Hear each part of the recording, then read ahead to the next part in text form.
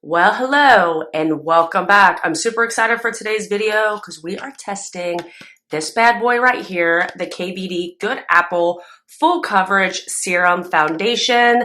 I got mine in the shade Light 006. I reviewed the balm, you know, the viral, I got it right here, hold on. This right here, the Good Apple Skin Perfecting Foundation Balm, whenever this came out. I don't remember when this came out. I did get this one in light 002. It was way too light for me. I think it was the lightest shade they had. And what KVD says is to stick to your shade that you got the balm in, or if you got the balm, get the same shade. Since that was too light, I decided to go with 006. So hopefully I didn't make a big mistake, but I don't think I did because, like I said, that was too light. This is for those who have pink undertone. Here she is in all her glory, a nice pink, what am I talking about? A nice plastic top here, comes with a pump and a really cute decorative glass bottle. This is all recyclable, which is amazing. This bitch is expensive. I think, let me look at even my bank statement. I ordered it on the KVD website. So I'm sure I paid for shipping. I know I paid for shipping. $51.17. That hurts. That hurts right here. That hurts my heart. So let's jump into some of these facts and some of these claims with this foundation. It comes in 40 shades and it is best for those who have combo to oily skin. I find myself to be more on the combo side, even though lately I feel like I've been more on the drier side just with winter and whatnot. But normally I would find myself more on the combo side. It says this is a full coverage, natural finish, transfer proof extreme long wear with a lightweight serum feel, covers blemishes, acne scars, hyperpigmentation, discoloration, and more. You've never seen natural full coverage like this. That makes me very excited.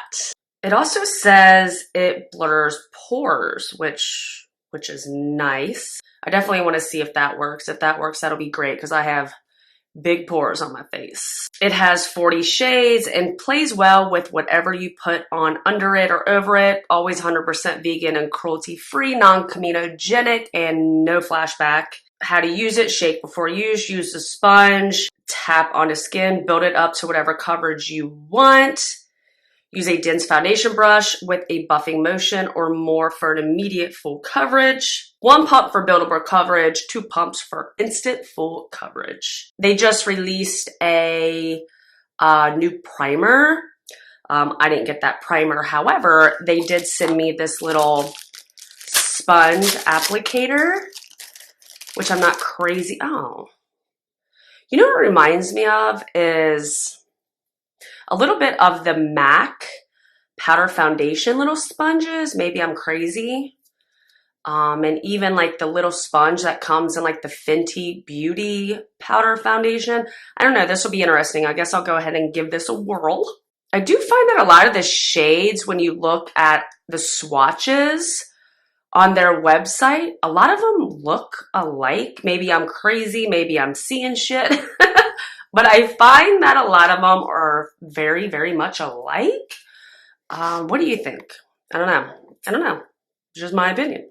So let's get this on my face. So I'm going to start with 1 pump of this. Oh, I do want to try a little bit of primer on one side of my face. So let's just do this side. I already have all my skincare on, and 2 of my friends wanted to join the party today. So there they are, say hi. So I'm just going to tap a poreless putty primer on this side. Let me keep it on this side so I remember which side. So I'm gonna go ahead and do 1 pump on the back of my hand. It's thicker than I thought. Like what? Well, it's a little runny actually. I don't know. I just wasn't expecting that consistency, not for a good or bad reason. That just wasn't what I was thinking, I guess. But I'm going to take this little puff I don't know if I'm gonna like this, but we're just gonna put it on and tap it around. This might be too light. Now keep in mind, my face has a lot more redness in it than my neck. So, and these little marks on my face are from my glasses. Let's see if it'll cover my friends down here. So I just took another pump on the back of my hand. I'm going to use a sponge up here. This is just a beauty blender. I like it way better with a beauty blender. I'm just going to tap this around down here. All right, I got you zoomed in here so you can see what it looks like. The one thing I really like about this, it is very skin-like. It gives you a natural finish. It isn't sitting on top of the skin. You know how some foundations will, just seems like it's sitting on top of the skin instead of really getting worked into the skin. The coverage is right now about a medium-ish coverage. I can still see a little bit of my freckles, but I can also still see these two dudes down here. Now it is a buildable product. So if I want more coverage, I can definitely add more coverage. It's just, this is the initial look with the foundation. And maybe you can see better the color match to my neck, since like I said, my skin has so much redness to it. So let's go ahead and do another pump for the other side of my face. Now I did use one pump for this side. So it says 1 pump for buildable coverage and 2+ pumps for full coverage. So there you go. I'm going to use another pump on the back of my hand. Take my sponge. Now this side I'm not going to use any primer. I want to see if it blurs my pores on its own without having to use a primer. I feel like I do have time to work with it. It's not drying as quickly as I initially thought it would. That doesn't look good. Let's blend that out. On my hairline, it's looking a little weird. But I do have time to play around. I don't have to do a little bit at a time and hurry up and blend it out. I like a little playtime with my foundations. Now, the reason I didn't use a brush is because it came with that little sponge applicator. Lately, a foundation brush, depending on the foundations, has not been working for me for some reason. I go back and forth with how I feel about a beauty blender and a brush. Sometimes I go like months using a brush for my foundations. Then I'm like, oh my gosh, this looks like crap. I have to change back to a beauty blender. That's where I'm at. I've been using a brush for months and then now nothing is looking good on my skin. And I think it's because I'm having more of that dry texture. But here we are. I'm pretty impressed. It looks good right now. That doesn't mean it's going to look good later. But as of right now, it looks so pretty. It looks like my skin, but better. It does not look good on the hairline. I don't know if you guys can see that. But I have,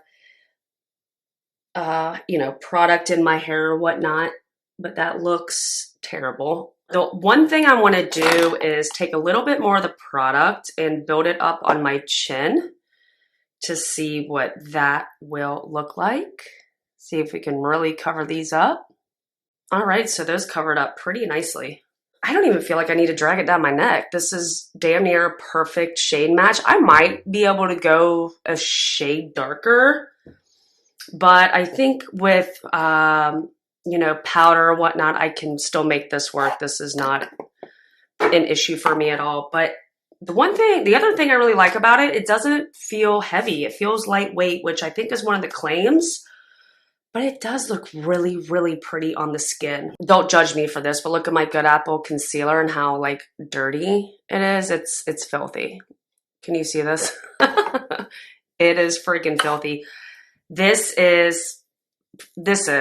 not probably, I was gonna say probably my go-to. Like, no, this is and has been my go-to foundation, my go-to concealer since I gotten it. So I was like, well, this would be the perfect time to use it.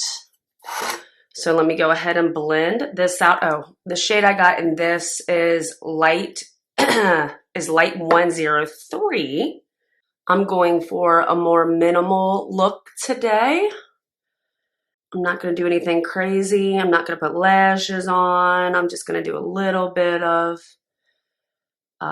powder, just like a little bit. I want to see how it wears. I'm setting with the slightest bit of powder everywhere, like the slightest bit. It claims to have an extreme long wear, so we will see, but I just want to do a little bit of powder. But here we are right now. Looks great. I'm going to do the rest of my makeup, come back on camera so you guys can see it, and then start this wear test. Okay, so I finished my makeup. Again, kept it very much on the natural side. A little bit of bronzer, blush, highlight, some lipstick and lip oil, and mascara. That's it. Oh, and of course my brows. That sounds like a lot, but it really only took me like less than 10 minutes to do my makeup. But everything laid on top of the foundation beautifully. My makeup doesn't look heavy. It just looks like pretty skin, a better version of me, more on the minimal side. I think it looks gorgeous right now. I'm very happy about this color match. Again, I didn't take any down my neck, and it's like spot on. I really don't feel like I have a lot of makeup on. I love that lightweight feel. So now the true test starts. Let me see what time it is. It's currently around 9 in the morning. I want to get a good maybe 6, 7, 8 hours, depends on how I feel. I have some errands to run, so I think I'm just gonna come back at the end of the day, let you see how it looks. I did not put any highlight on my forehead. I only kept it like right here on purpose, nothing on my chin or anywhere else. All right, so I will see you guys at the end of the day. All right, so I just got back from my errands and spending some time with my girls. These are my girls. Just let them out to free range, but I wanted to give you an update on the foundation. I'm not oily. Has it emphasized texture or fine lines? It looks as good now as it did when I put it on, and right now it is 2 o'clock in the afternoon. So I will check back in a couple hours. Just wanted to give you kind of a midday check-in. So I will see you in a couple hours. All right, so it is currently almost 4:30. I have some things to say. When I was outside in natural lighting, I still did think it looked good several hours ago. Am I oily, or is it just, I feel like I'm a tad bit oily in my T-zone. It still does not look good on my hairline. It does look pretty on the skin. I do find that it does look nice. I can't deny that. I guess the biggest thing for me with this foundation, I don't know if I can justify this foundation saying it's worth it for the price. It's $42. If you order it online, obviously it's more with shipping.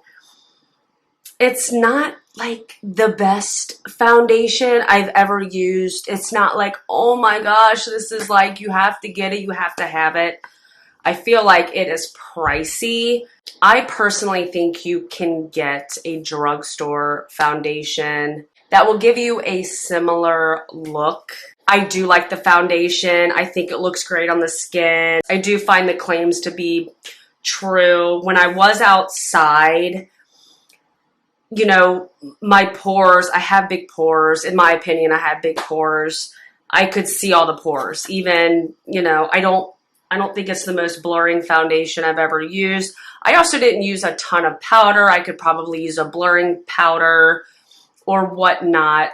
I think in the end, even though it's a pretty foundation, it looks pretty on the skin.